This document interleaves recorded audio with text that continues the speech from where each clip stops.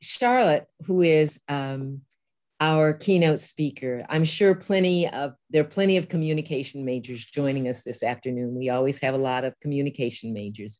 And Charlotte Triefus was once a communication major, except that at that time, the department was called speech communication while she was on campus.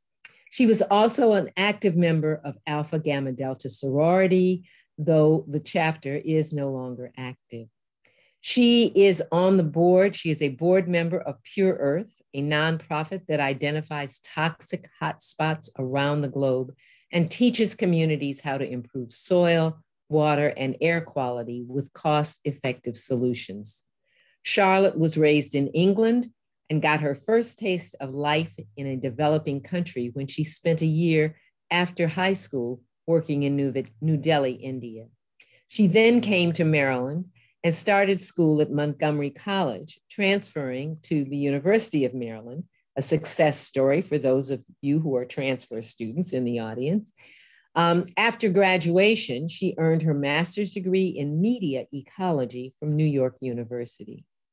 She started her career at Tinder Planet Marketing and continued at Markham Novell Communications. She then started her own company representing English fashion designers. As a nonprofit leader, she inaugurated the hands-on volunteering program at the United Jewish Appeal Federation of New York. And she joined the board of Pure Earth and has spent the last 10 years helping advance their mission to save and improve lives by reducing disease-causing pollution. Given Charlotte's many distinctions and accomplishments, it's really my honor this evening to present her with the Distinguished Terrapin Award. This award is presented as ARHU's way of recognizing the outstanding contributions of our alumni, and Charlotte is really well deserving of this honor. Her deep commitment to the environment and leadership in driving positive change is an example we should all aspire to follow. Since this is an online event, unfortunately, I cannot present this to you in person, Charlotte, but we will, of course, make sure that you receive your award in the coming day. And even though we're not in person, the feelings and the excitement and the appreciation of what you've done are really deeply felt. So Charlotte is joining us from her home in New York City, and it's my pleasure to invite her now to share her insights and advice on our second night of Access to Alumni. So please welcome Charlotte Triefus.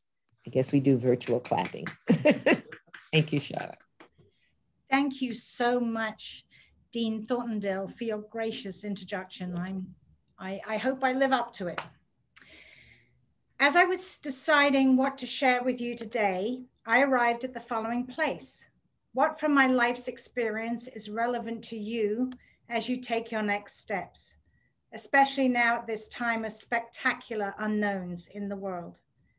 Here's what I think is the essence. Treat life as an adventure, show up, be curious, and be kind. My intention is to give you something to support you as you find your way on your path. First, treat life as an adventure and let your path reveal itself. Look up so you'll see what the world is bringing to you. When I was young, all I ever wanted to be was an actress. So I went to hairdressing school so that I could earn money on my way to stardom, which led me to applying for the job running the Oberoi Hotel's hairdressing salon in New Delhi, India.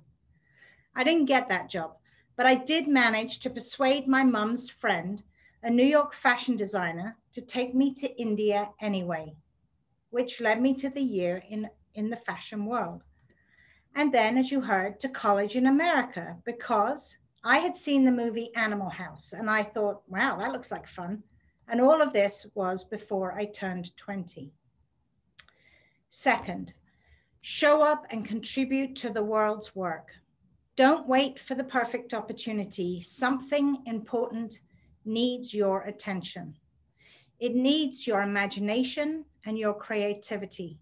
Roll up your sleeves and get to work, making something in your life cleaner, safer, kinder, perhaps more inclusive.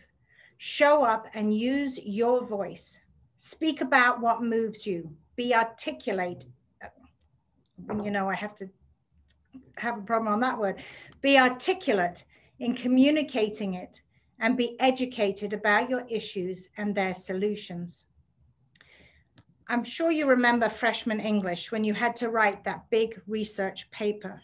Mine was on global warming, which 30 years ago was a whole new concept.